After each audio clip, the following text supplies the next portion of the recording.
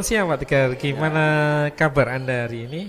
Ya, selamat siang Bapak Guyup. Alhamdulillah sehat selalu, bahagia, sejahtera, luar biasa. Alhamdulillah. Oke, mohon waktunya Pak Tegar, hari ini kita Q&A pertama kita ya terkait dengan BK. Pak Tegar, jenengan adalah guru bimbingan konseling ya di Nala.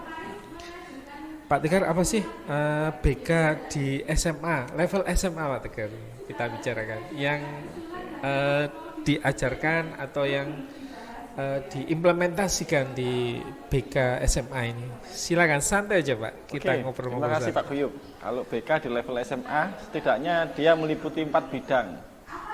Bidang pribadi, belajar, sosial, dan karir Pak Guyup. Nah, untuk bidang pribadi sendiri, saya kira di level SMA adalah bagaimana kita sebagai guru BK berusaha untuk memaksimalkan potensi siswa, baik itu akademik maupun non-akademik. Nah, dalam bidang sosial, bagaimana membantu siswa mereka bisa beradaptasi dengan baik di lingkungan sekolah. Kaitannya itu hubungannya dengan teman-temannya, dengan gurunya, ataupun dengan seluruh tenaga kependidikan yang ada di sekolah. Sip ya, akademik dan non-akademik. Betul. Siap. Pak Tegar, SMA ini kan orientasinya adalah melanjutkan ke pendidikan selanjutnya ya. Nah, treatment apa Pak Tegar untuk adik-adik kita yang kelas 12 nih, terutama untuk memilih jurusan yang tepat lah, nggak bleset lah nanti kalau di kampus itu. Oke. Gimana Pak Tegar treatmentnya? Ya, setidaknya kalau saya menggambarkan di SMA Taruna ini, cita-cita siswa di SMA Taruna meliputi 3 hal yang utama. Yang pertama adalah melanjutkan ke jenjang akademi, baik itu militer ataupun akpol. Selanjutnya melanjutkan ke jenjang perguruan tinggi. Biasanya anak-anak memilih ke PTN dan rata-rata jurusan favoritnya kalau di sini justru kedokteran. Gitu. Woi, kedokteran, Ya. siap.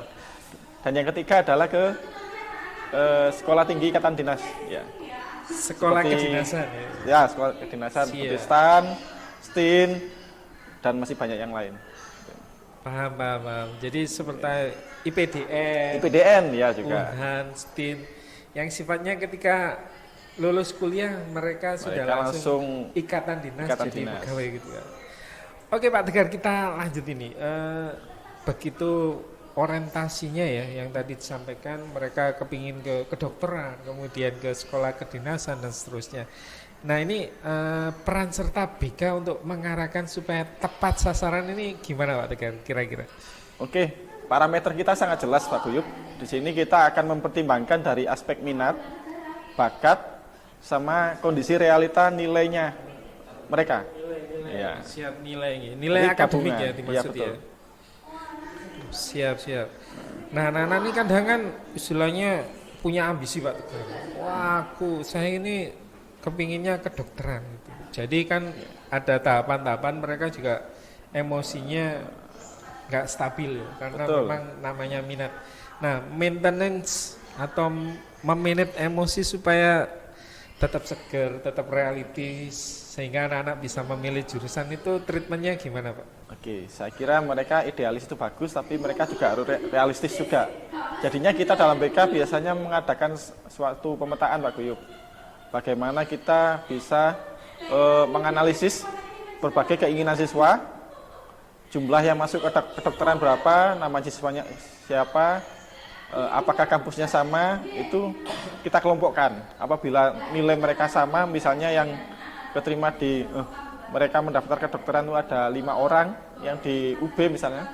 Oke. Nah, kita tawarkan sekali lagi kepada 5 orang tersebut. Posisi nilai mereka berada di ambang batas sekian.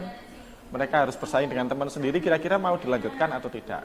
Atau mereka Siap. diarahkan ke pilihan yang lain. Siap. Jadi ada semacam indikatornya begitu Pak Iya, Tegar ya. pemetaan, iya. Ada semacam parameter sehingga mereka diajak berpikir realistis ya. Oh saya nilainya segini, kira-kira Ya, masuk betul. ke kedokteran peluangnya seberapa besar dan seterusnya. Iya. Begitu gitu. Mantep. Berat ya tugasnya BK ya.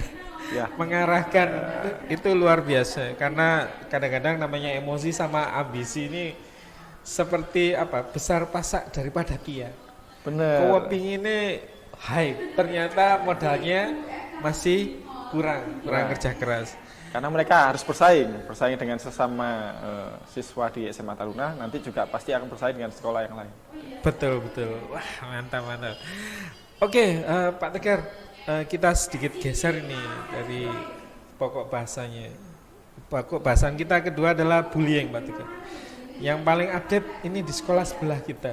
Waduh, luar biasa. Sangat, saya juga insan SMK ini. Ternyata SMK, salah satu SMK kita gregetan atau piye itu sehingga terjadi bullying. Nah, kalau di SMA kita ini Pak Tegar, kira-kira pendekatan anti bullyingnya programnya bagaimana? Ini salah satu materi yang menjadi concern saya, Pak Guyup. Jadi bullying ini memang sesuatu yang harus diperangi, tidak hanya bagi guru BK tapi juga bagi seluruh lapisan stakeholder yang ada di dunia pendidikan.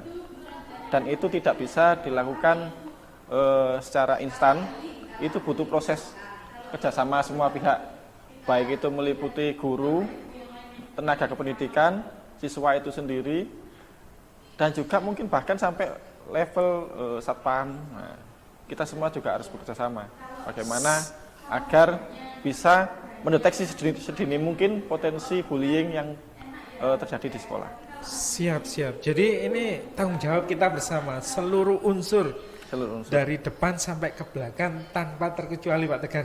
Iya. Harus terus disampaikan, harus terus diberikan pandangan, harus terus juga dimonitoring. Jangan sampai terjadi hal yang menyakitkan pakai banget. Baik Pak Tegar, holding kita jelas ya untuk bullying treatmentnya harus terus konsisten, tanpa jeda, harus keberlanjutan dan seterusnya. Nah kira-kira kan namanya berlanjut ini kadang kan naik turun ini Pak Tegar konsentrasinya. Betul. Nah treatment apa Pak Tegar? Program apa ya yang membuat anti bullying ini terus terjaga fresh, tetap terjaga asik dilihat tapi juga asik dilaksanakan? Oke, yang pertama tentu kepada setiap individu siswa saya menekankan bahwasanya setiap manusia memiliki kelebihan dan kekurangan masing-masing. Dan kita harus paham realitas itu. Terus bagaimana memunculkan potensi kelebihan pada diri masing-masing siswa sehingga mereka nampak percaya diri. Percaya diri bukan untuk merendahkan orang lain, tapi percaya diri adalah bagaimana lebih pada fokus untuk mengeksplor potensi diri yang berbeda-beda tersebut. Mantap. Siap. Setelah itu adalah bagaimana upaya untuk saling menghargai potensi satu sama lain dengan siswanya. Makanya tagline dunia pendidikan sekarang adalah kolaborasi, itu yang sering ditekankan. Siap. Sehingga tidak ada unsur persaingan yang sedemikian intens yang menyebabkan salah satu siswa dengan siswa yang lain agar semacam saling menjatuhkan. Betul. Saya setuju ini. Karena siswa Nala luar biasa, datang dari ujung barat sampai ujung timur negeri kita, bahasanya beda. Kemudian kebiasaannya beda juga. Betul. Yang dikatakan berteriak, orang Jawa bilang biasa aja gitu.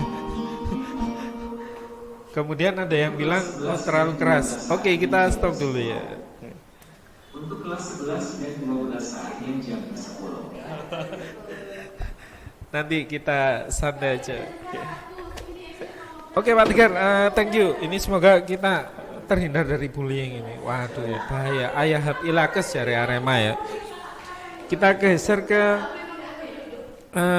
tadi kita sebut siswa kita datang dari ujung barat sampai ujung timur dengan budaya yang berbeda, dengan bahasa yang berbeda.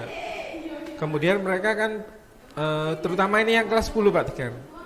Tadi saya lihat kan Bapak treatment ya, istilahnya konseling. Terutama yang masih masa basis ini. Mereka kan rindu pakai banget Pak. Rindu pakai banget sama orang tuanya. Kira-kira pendekatannya so far bagaimana Pak supaya rindunya ini nggak pakai banget gitu loh.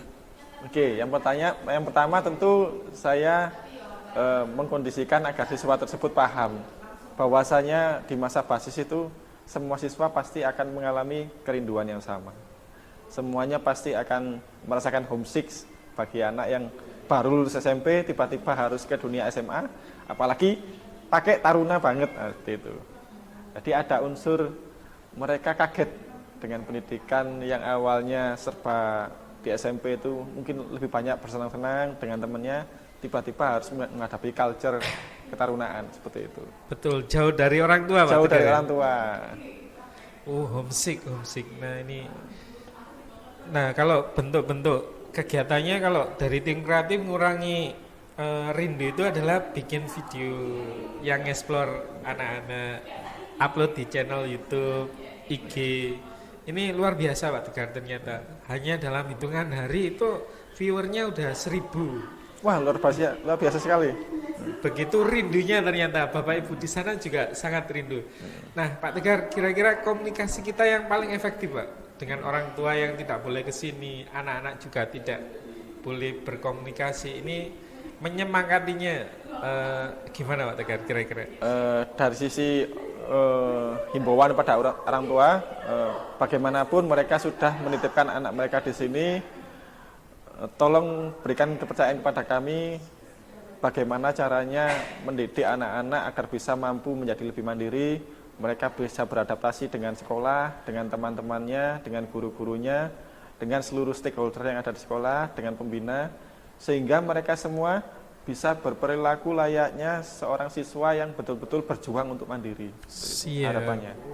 Terus bagi siswa itu sendiri adalah bagaimana mereka bisa memaksimalkan masa basis ini untuk mengurangi kebutuhan akan gadget, karena hal itu masih tidak diperbolehkan, mengurangi interaksi dengan laptop karena juga tidak diperbolehkan, sehingga harapannya apa?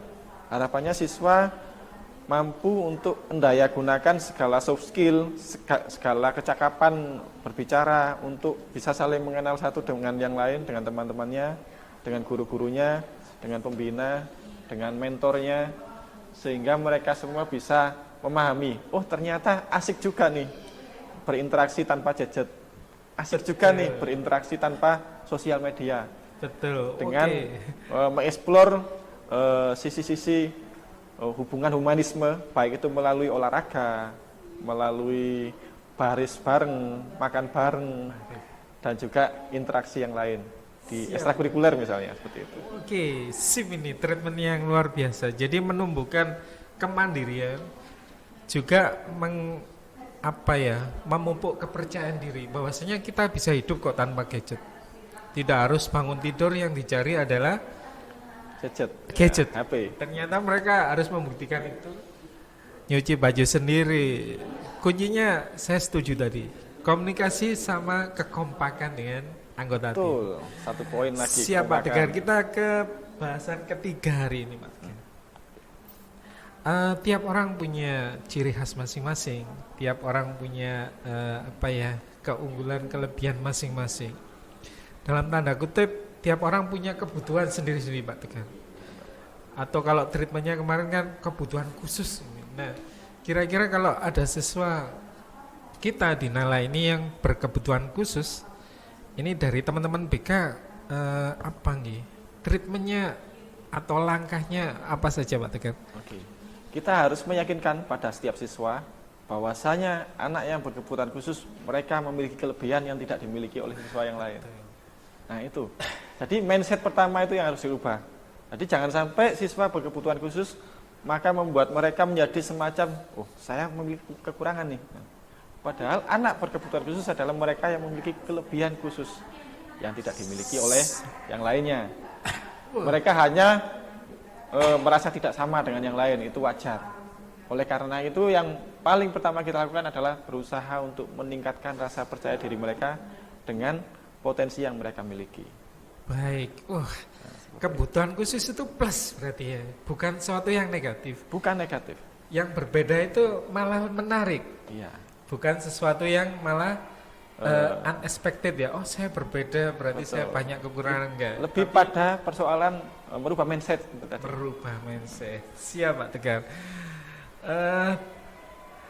bimbingan konseling kita backup ke sana ya, tentunya memiliki ilmu psikologi, memiliki jadi seorang motivator, bisa jadi juga seorang dokter dalam tanda kutip ya.